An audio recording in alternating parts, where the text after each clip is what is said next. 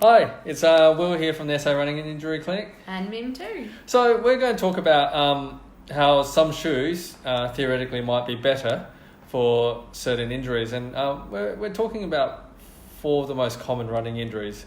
Now, 4 of the 5 most common running injuries are runner's knee, Achilles tendon injuries, heel pain, which is underneath the feet. Some people might know that as plantar fasciitis or a heel spur.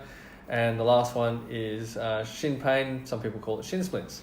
So, Mim, do you want to go through maybe some examples and what makes up a shoe which might be better for these injuries? Definitely. So if anyone's ever been to go buy shoes, you know that there's heaps of them out there and a really big variety of them. So it is important to sometimes get some help looking at them as well.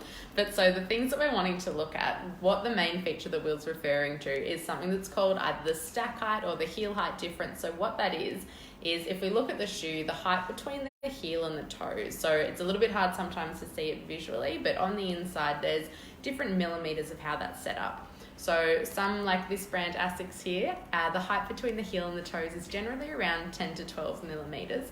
So the reason why we'd be looking at something like that is it puts our foot, a little bit of an exaggeration, but slightly like what it is in high heels, slightly up a little bit higher. So the idea behind that is that it's taking some pressure off that Achilles tendon, the calf muscles, and the rest of the muscles through that posterior chain there. And then also it's a beneficial one if you do have pain underneath the heel as well.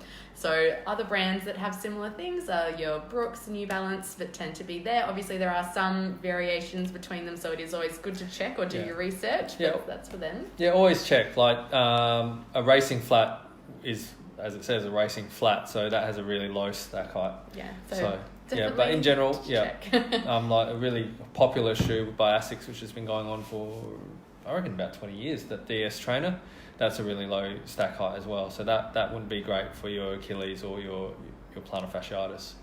Yeah, so on the flip side of the coin. So yeah, on the flip side, we've got ones like these. So it may look similar in terms of it visually it looks quite big, but just because it looks like it doesn't mean that it's the case. So this one is a brand called Saucony or Saucony, where the height for them is generally a little bit lower. I think this one's around 8 millimeters that they're sitting. So it doesn't sound like much, 10 and 8 and things, but it's enough to just lower that foot down a little bit more. The case where you would use something with that lower drop on it would be if you had knee pain, what Will was saying, runner's knee, shin pain, or even if you're getting any pain underneath the ball of the foot, something a bit lower would be a good one to look at there too.